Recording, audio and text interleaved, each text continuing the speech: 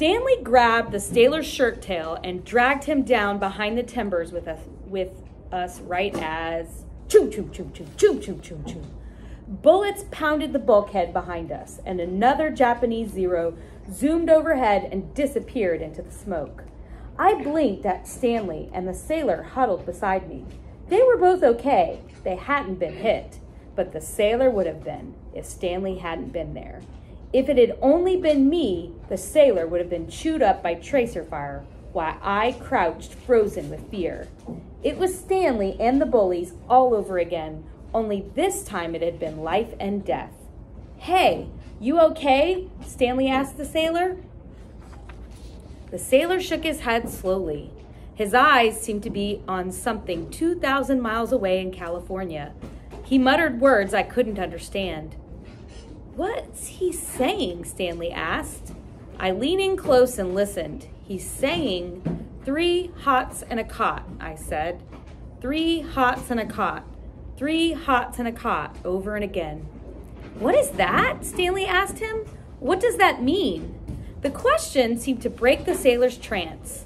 "It's why I joined the Navy," he said. "I grew up poor, and the Navy promised me 3 hot meals and a cot to sleep on. Not this, not this." Stanley and I looked at each other across the sailor. Our dads hadn't joined the Navy because they were poor. They joined because they wanted careers in the Navy. How many other guys here at Pearl were like this sailor, though? Just here because they needed a job and Uncle Sam was paying. The ship lurched hard, and the 3 of us were jerked backward against the stack of wood. The timbers creaked and shifted, and I worried about being crushed by them. But where else were we supposed to go? "What was that?" Stanley asked. "Another torpedo?" The sailor blinked and looked up. "Nah, it's the hawsers," he said. I suddenly understood.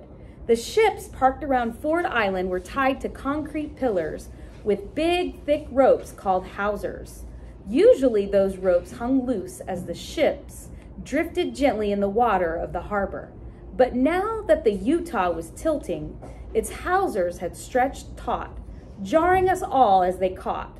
The mooring ropes would keep us from capsizing, as long as they didn't snap, which would be really, really bad.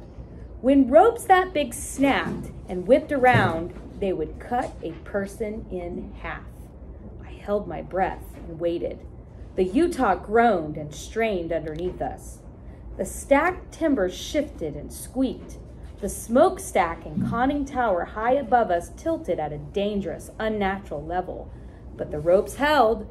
The ship wasn't going to flip. I sighed, a big sigh of relief. Why aren't we shooting back?" Stanley asked, craning his neck. Japanese Zeros kept shooting and dropping torpedoes and bombs. But so far, we hadn't heard the familiar sound of American artillery. "The anti-aircraft guns are covered up from our target practice," the pale-faced soldier told us. "It takes a crane to get those things off." Of course, the big wooden shrouds we'd seen when we first came on board. All the Utah's guns were covered to protect them from practice bombs.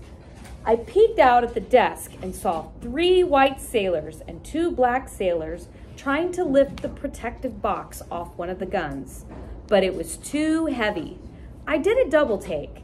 Every ship had black sailors, but they were support staff, cooks and stewards and laundry attendants, things like that.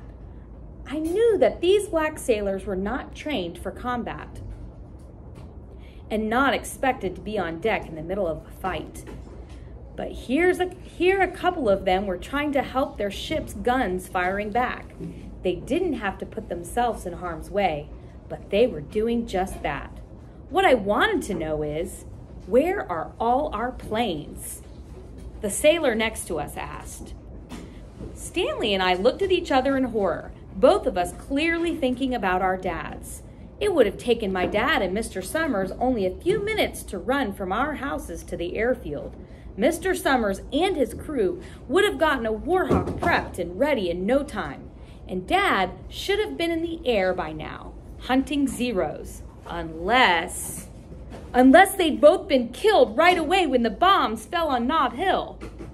We gotta go home, Stanley said, and I nodded, too scared to speak.